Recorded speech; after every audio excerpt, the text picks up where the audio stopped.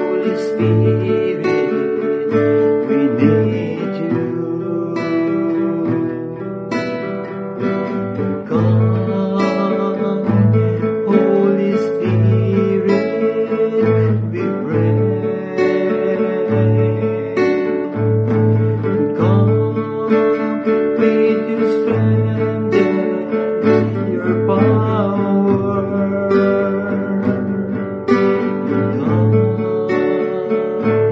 In your own special way. Come like a spring in the desert.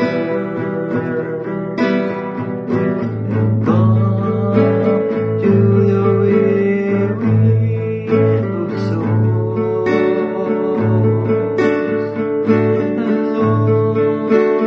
Let your sweet healing power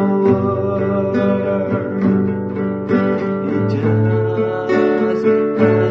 make us whole.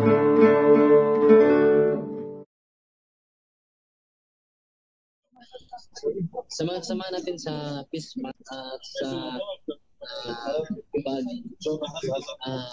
unite natin sa bawat isa sa ating mission. So as we receive the mission by virtue of our baptism, nagsimula yan sa pagka-bautis natin. Yan ay ang pag-response natin sa tugon.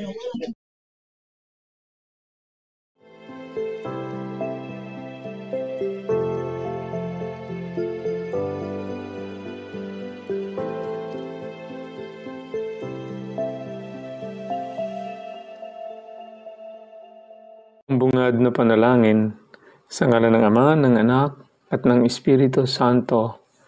Amen. Pagpalain kami sa aming pagtitipon ngayon para sa pulong na ito. Gabayan mo ang aming isipan at puso upang kami ay magtrabaho para sa ikabubuti ng aming komunidad at tulungan ang lahat na iyong mga tao. Turuan mo kaming maging bukas palad sa aming pananaw, matapang sa harap ng kahirapan at matalino sa aming mga desisyon. Ama, pinupuri ka namin magpakailanman. Amen. Sa ngalan ng Ama, ng Anak, at ng Espiritu Santo. Amen.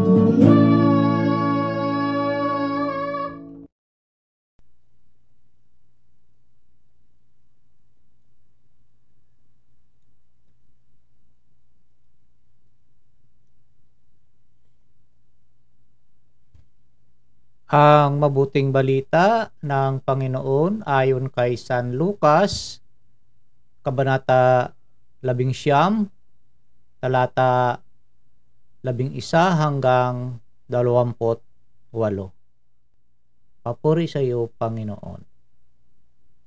Noong panahong iyon, isinaysay ni Jesus ang isang talinghaga sa mga nakarinig ng una niyang pangungusap. Ginawa niya ito sapagkat malapit na siya sa Jerusalem. At ang akala ng mga tao ay itatatag na ang kaharian ng Diyos. Sabi niya, may isang mahal na taong nagtungo sa malayong lupain upang gawing hari at magbalik pagkatapos niyon. Bago siya umalis, tinawag niya ang 10 sa kanyang mga alipin.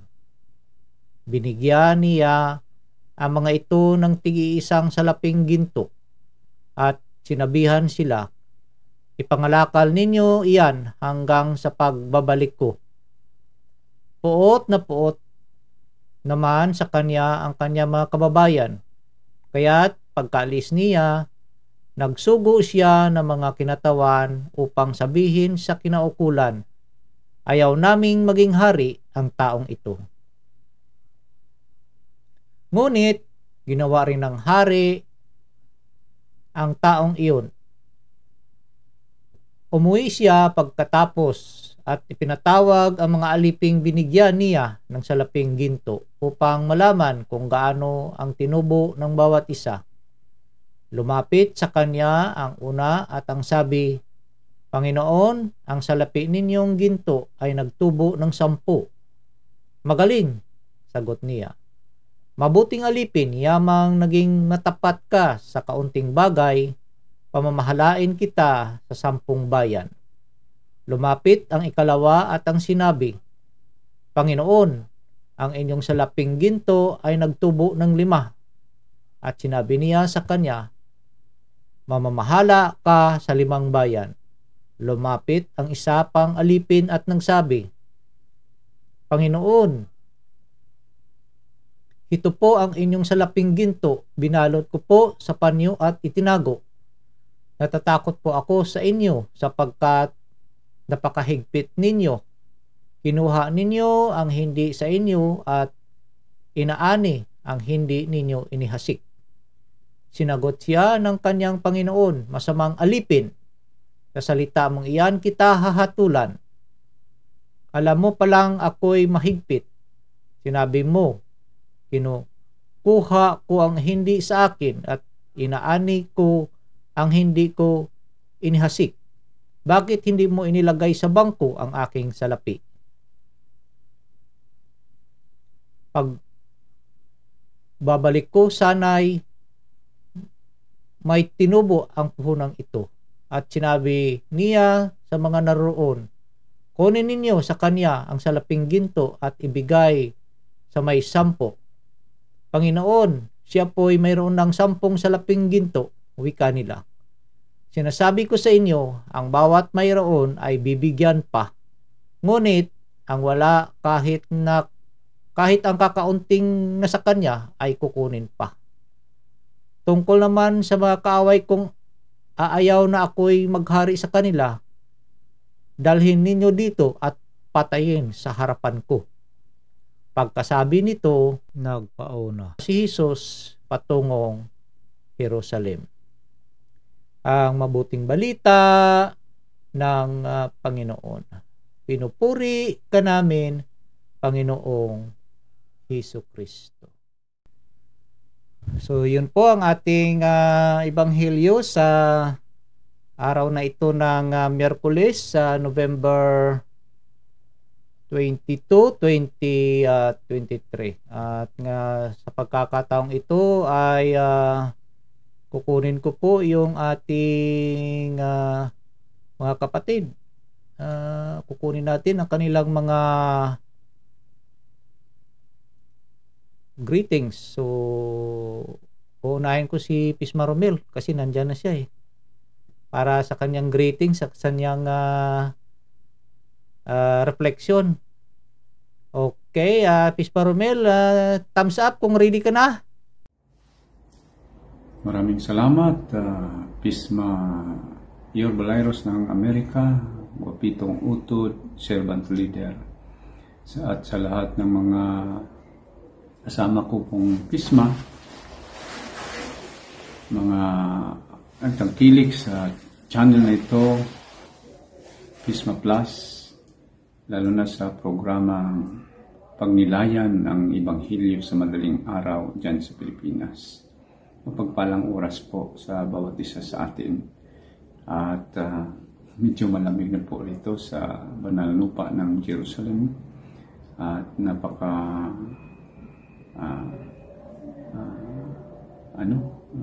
pakabigla na kami, nabigla dahil nung isang araw ay lumakas ang ulan, halos buong araw. dito sa Jerusalem at sa ibang bahagi ng Israel. At dako tayo sa Ebanghelyo na binasa po at narinig natin.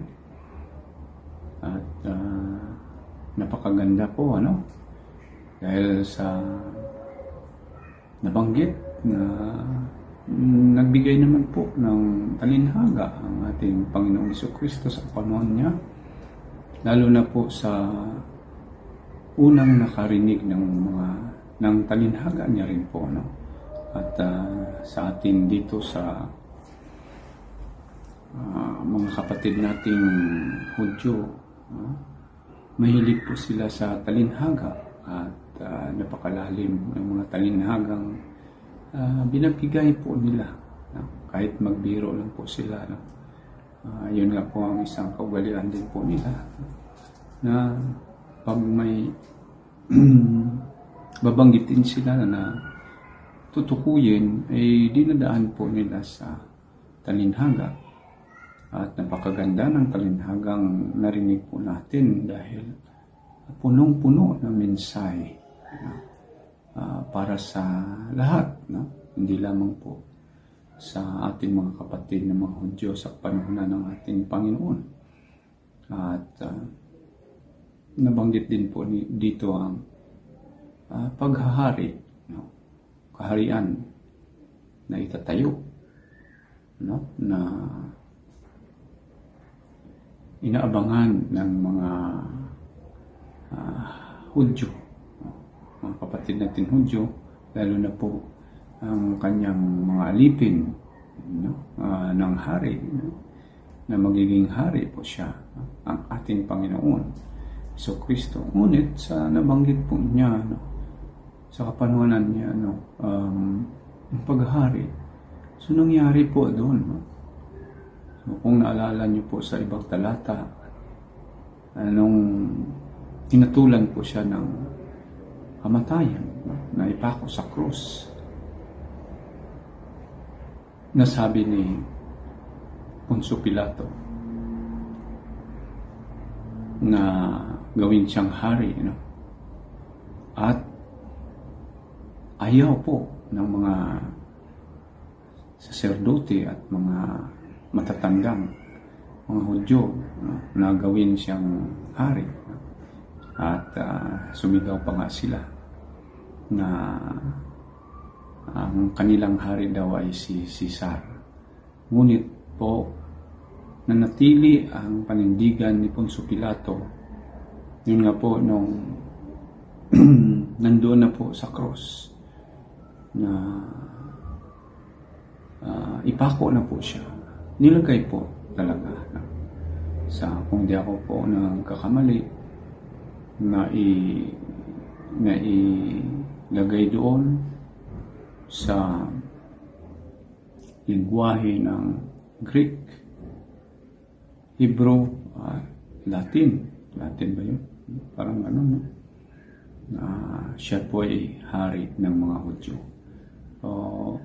So itinakwil po nila. At hanggang ngayon, hindi nila po natanggap bilang Mesaya at isang hari. At ang ating Panginoon ay hari ng mga hari. Siya yung bumaba mula sa langit at nagpakilala sa pinili ng Diyos Ama nila. Kasama siya noon pagpili sa kanyang bayan. Ngunit hindi po siya tinanggap. Yun nga po, nasabi niya na pagbalik niya ay maghahari siya. At napakalungkot po ron. Ito po ay para sa ating mga kapatid ng mga Hudyo. At ganoon din po sa atin na hindi tumalima sa kagustuhan ng Diyos. Sabi niya, yung ayaw gawin siyang hari sa kanyang buhay ay ipapatay sa harapan niya. Po?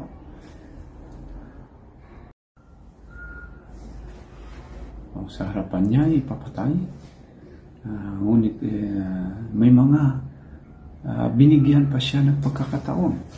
Ang kanyang alipin, alipin ng hari, tagasunod kung ipahambing natin sa kanyang kapanahunan. At isa na po tayo roon, na binigyan ng ginto. Ano pong ginto?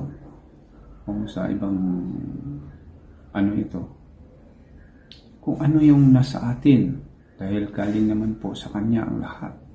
Lalo na po ang ating mga talento, ating buhay, ating lakas, ating wisdom, bigayin niya, knowledge, lalo na po sa pamahagi ng Kanyang kabutiang loob, ang pagmamahal, niyang walang hanggang na ibahagi po natin, at ang Kanyang mga salita, kagaya ng pagsusumikap po natin na ibahagi po ito kahit sa social media, lalo na sa live.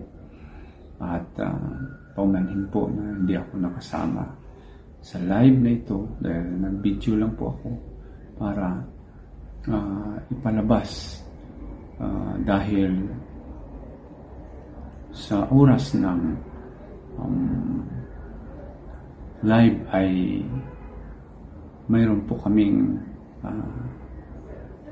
pagdiriwang ng pag-iisang dibdib ng Panginoon sa aming mag-asawa sa panahon na yon, sa oras na yon. Dahil nung isang araw ay nagdiriwang din po kami ng kapanganakan po ng aking mahal na asawa.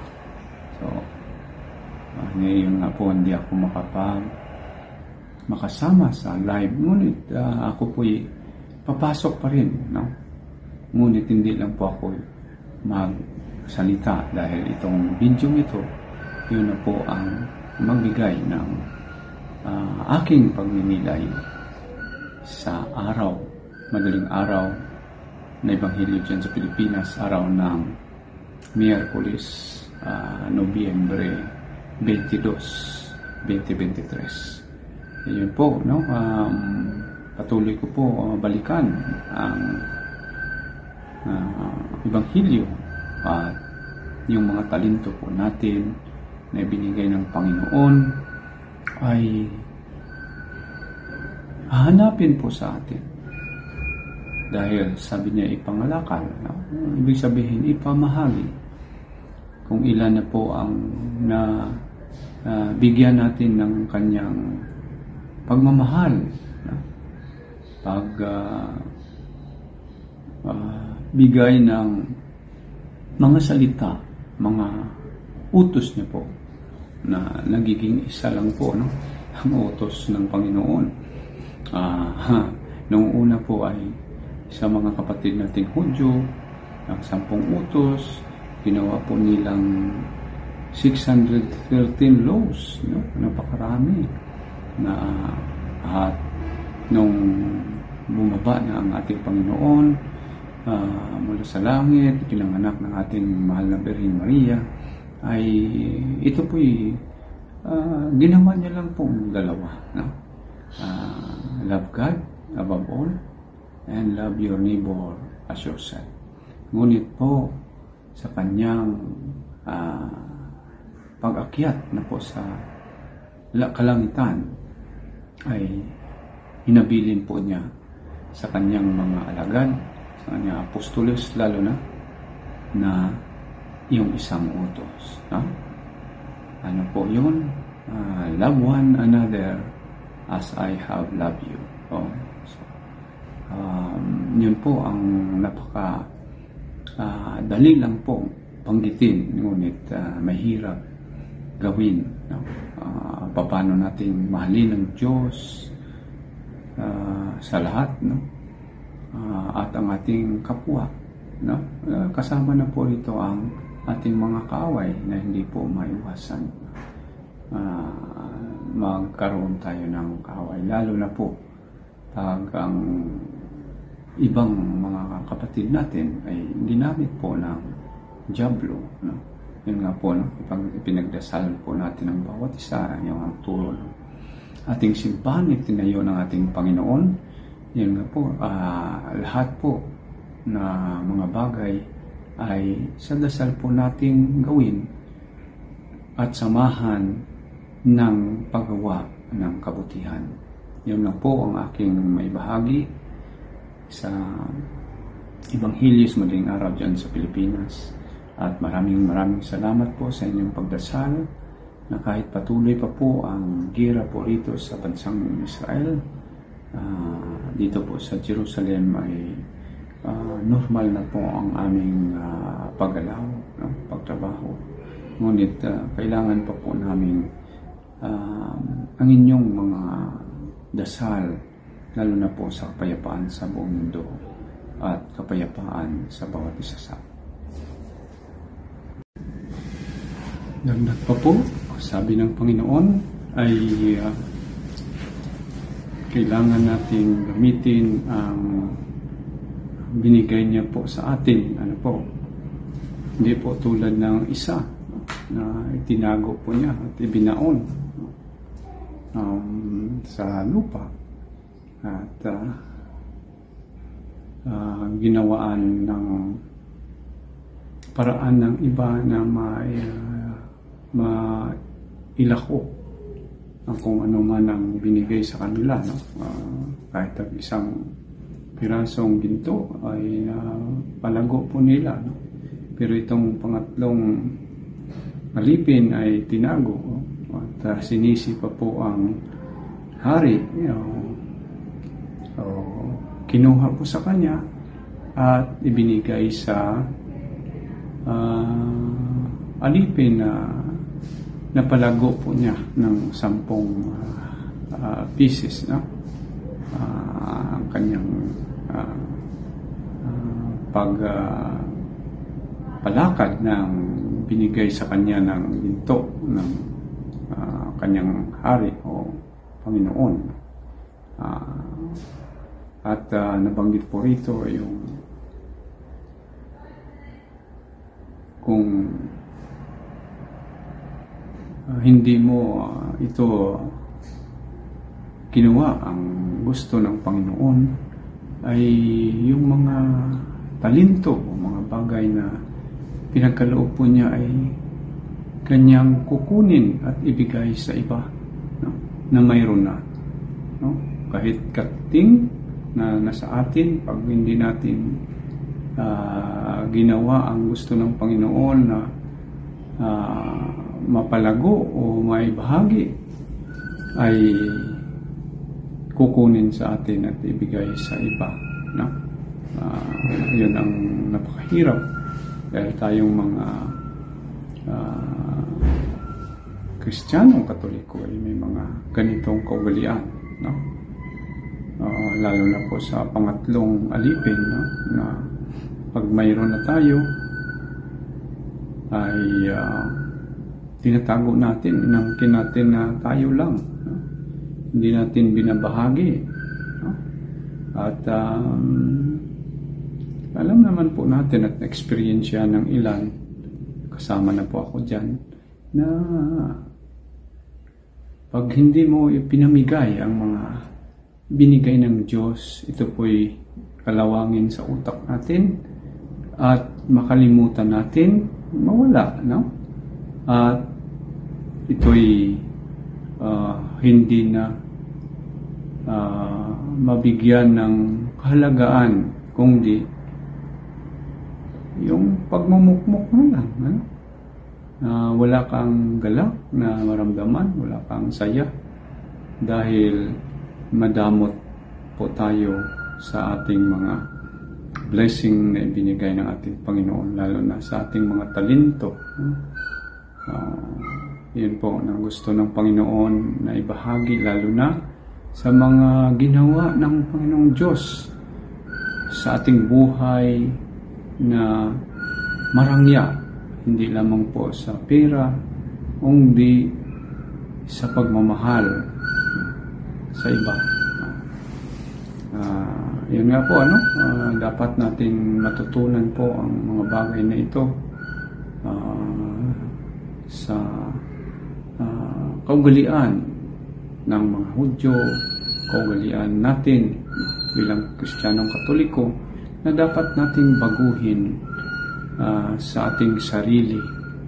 Huwag tayong magatubili na ipamahagi po ang salita ng Diyos, ang kanyang pagmamahal. Yun po, no? At salamat sa subaybay at kilig sa channel na ito, Pisma Plus, at sa mga kasama ko pong mga Pisma. Ito pong lahat ay gagawin natin sa kapurihan ng Panginoon Diyos. So, yun po, no? Magdasal at ipagdasal ang bawat isa. Kasama na po ang mga kapatid natin, mga Hudyo at mga Muslim. At itong mahirap tanggapin po nilang dalawang lahi na magpatawad sa bawat isa, tanggapin ang katotohanan na ang mundo ay ginawa ng Diyos para sa lahat at walang mag-aari nito kundi ang gusto ng Panginoon ay ang kapayapaan at ang pagmamahal po niya ay dapat ibahagi at pagsusumikapan na magawa po ito. Na minsan mahirap na magsabi lang po tayo mahal natin ang ating kapwa, ngunit wala naman tayong ginawa, no? Pinagdasal nga po natin pero wala naman tayong naitulong. Hindi na rin po natin minsan pinapatawad. Yun po, no? Yun nga, lahat po tayo ang magsusumikap, tayo rin po ang gagalaw. Yun po ang ating pananampalatayang Katoliko, no? May pananampalataya po tayo na ang hinihingi po natin ay ibigay ng Panginoon. Ngunit may mga bagay na hindi po niya ibigay kung hindi tayo kikilos. Ano po? Maraming bagay na dapat natin gawin. Ang importante lang po na ipinagdasal po natin ang ating sarili, ang iba, at magsusumikap po tayong magiging mabuting nilalang sa mundong ito. Yun po, no? Maingay rito. Dahil dyan didig ng bato, no? Kasi bato ito, Jerusalem, no? Dito yung matatag kung magpagawa ka ng building inantulad ng ating Panginoon na kailangan maitayo po ang simbahan sa bato, no? Na siya yung batong na sandalan o tinayuan ng simbahan, no? Anong simbahan to? Katoliko, no? Na kung saan isa sa mga bato na kinakapitan ay ang una nating Santo Papang San Pedro na inanuin po ng ating Panginoon at binigyan ng susi ng kaharian ng langit. Yun po, no? Sa talinghaga, ulitin ko po, mahilig pong gawin po ito ng ating mga kapatid ng mga Hudyo. At kakalungkot lang po dahil yung paghari hindi po nila tinanggap hanggang ngayon. May ilan po na naging misaya po siya sa Messianic Jew. Mahirap sa ibang mga Hudyo tanggapin po ito. Patuloy lang po natin ipagdasal ng lahat, no? Lalo na pong kapayapaan dito sa bansang banal at sa buong mundo. Kasama na po ang ating mga puso't isipan na kapayapaan. Papuri sa Diyos. God bless us all. Shalom Belehetraot. Toda Rabalikulam. Back to you. Pisma Guapito Utod. Servant Leader. Yur Balayros ng Amerika. Shalom, shalom, shalom. Belehetraot. Toda Likulam. Toda Rabba Bibakasya.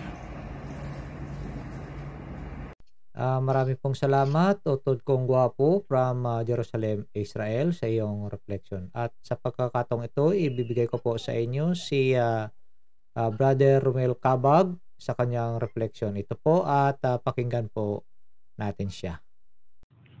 Mga kaigsunan, mayong adlaw ka na tong tanan. Ang atong ebanghelyo karong adlaw Nobyembre 22, adlaw nga Miyerkules, tuig 2023. Adlaw nga Miyerkules. Nagrepresentar kini og usa ka sambingay ni Ginoong Hesukristo. Sa iyang sambingay, si Hesukristo naggamit siya og parabola. Ang parabola nga yang gamit, ang napulo ka mga coins, nagrepresentar kini sa napulo niya ka mga alagad nga iyang sinaligan nga maigibinlan niya sa kwarta. Mga kaigsunan, sa maong ebanghelyo atong mabasa nga ang matag usa ka gibinlan niya og kwarta ng coins. Dunay mga ginansya apan dunay usa nga wala makaginansya. Unya, ang mga tao o ang ipinun-an nga gibinlan sa maong kwarta nga nakahimo og ginansya, iyang gitagaan og reward. Iyang gitagaan og pahalipay sa ka-reward. Apan ang usa nga gibinlan niya kwarta nga wala niya kini palambua, wala kini maka-earn og profit, wala kini makaginansya, kay iya lang kining gitaguan, si Ginoong Jesucristo nagsulti sa iyang sambingay nga wala niya tagai og reward kundili dunay penalty, dunay inunta nga duna siya silot, giingnan niya walay pulos nga pagkatao. Mga kaigsunan, sa atong ebanghelyo o sa ebanghelyo nga atong gibasa, si Ginoong Jesucristo sa dihang nimbiya siya dinhi sa kalibutan, iyang gibilin ang iyahang kwarta ngadto sa iyang mga pinun-an. O kining maong kwarta nga iyang gibilin ngadto sa iyang mga pinun-an, kung basahon nato diha sa unang Korinto kapitulo 9 bersikulo kung atong basahon unang Korinto kapitulo 9 bersikulo 16 ngadto 23, ang gipasabot ni San Pablo mao ang iyahang ebanghelyo, ang iyang pulong nga gibilin diri kanato. So kining kwarta nga gibilin sa Dios, gibilin ni Jesucristo kanato nga maka-earn og profit, makaginansya, ug ang ginansya nga iyang gipasabot ni mga kaigsunan mao ang atong pagpaambit ngadto sa atong mga kaigsunan, brothers and sisters. Ang iyang ebanghelyo, iyang pulong, isip kita mga binunyagan nga sakop sa simbahan, doon na kita'y kaambitan sa pagkahari, pagkapari o pagkapapita. So doon na kita'y misyon sa itong kagalingon, sa itong hatag sa kagalingon, aron kita mupalapnag, mupaambit sa iyang ebanghelyo, sa iyang balaan nga pulong ngadto sa uban nato mga kaigsuunan, haron makabaton og kaluwasan, makabaton usab og kaluwasan sa hatag sa mga kalag sa atong mga kaigsuunan, apil kanato.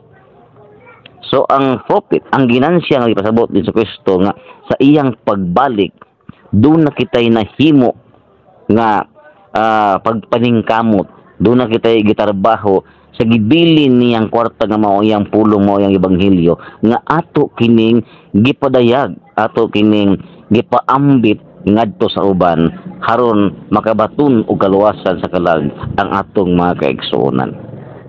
So mao na mga kaigsuonan nga kini di ayong kwarta nagbulawan nga ang gipasabot. Matunod pa ni San Pablo sa isulat, mao kini ang iyang balaang pulong, ang iyang ebanghelyo. Mo na nga isip kita mga binunyagan, mga kaigsuonan, isip kita mga Kristiyanos nga sakop sa simbahan sa Ginoo, doon na kita'y misyon sa tong kinabuhi, matag usa kinabuhi nga mopalapnag, mopaambit sa kwarta ang pulong sa Ginoo haron kita makabaton og profit, makabaton kita ginansya sa iyang pagbalik, haron siyang pagbalik doon na kita'y reward sama sa ebanghelyo nga atong gibasa karon.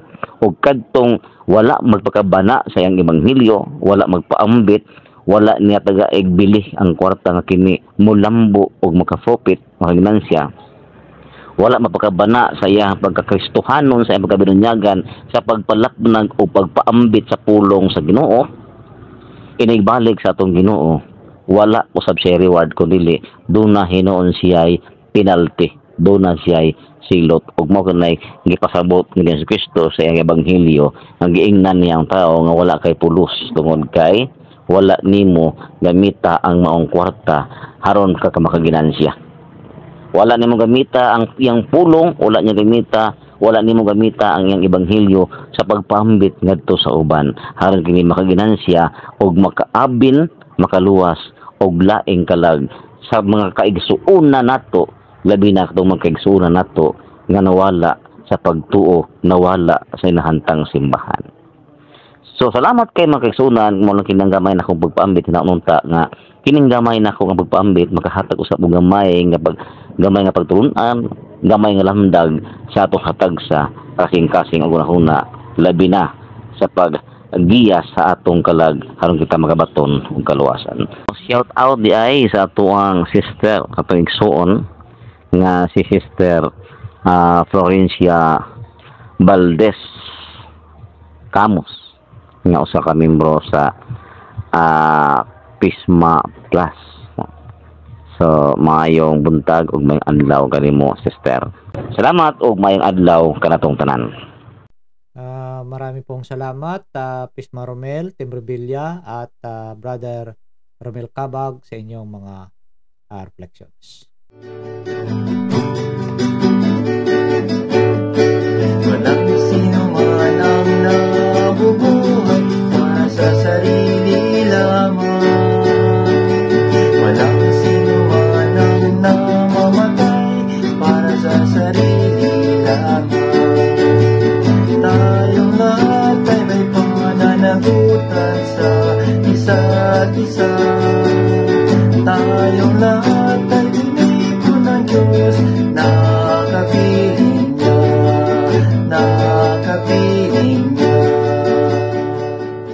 Manalangin po tayo sa ngalan ng Ama, ng Anak, ng Diyos Espiritu Santo. Amen.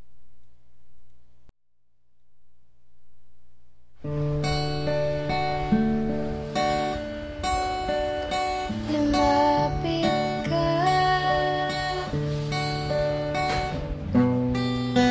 manahan ka,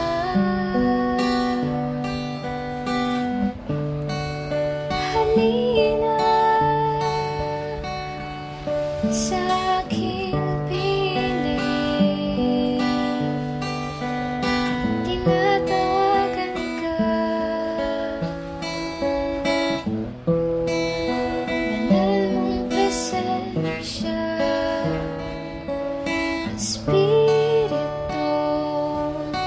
banal manahan ka, Espiritu, banal lumapit ka. Prayer for the indwelling of the Holy Spirit. In the name of the Father, and of the Son, and of the Holy Spirit. Amen.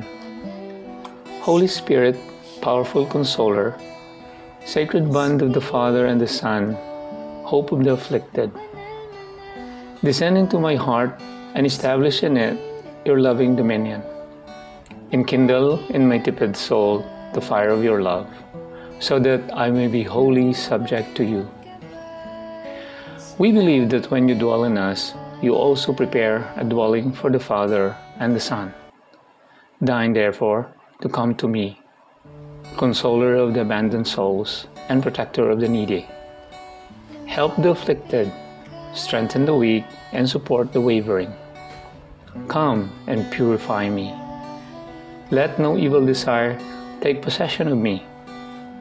You love the humble and resist the proud. Come to me, glory of the living and hope of the dying. Lead me by your grace, that I may always be pleasing to you. Amen.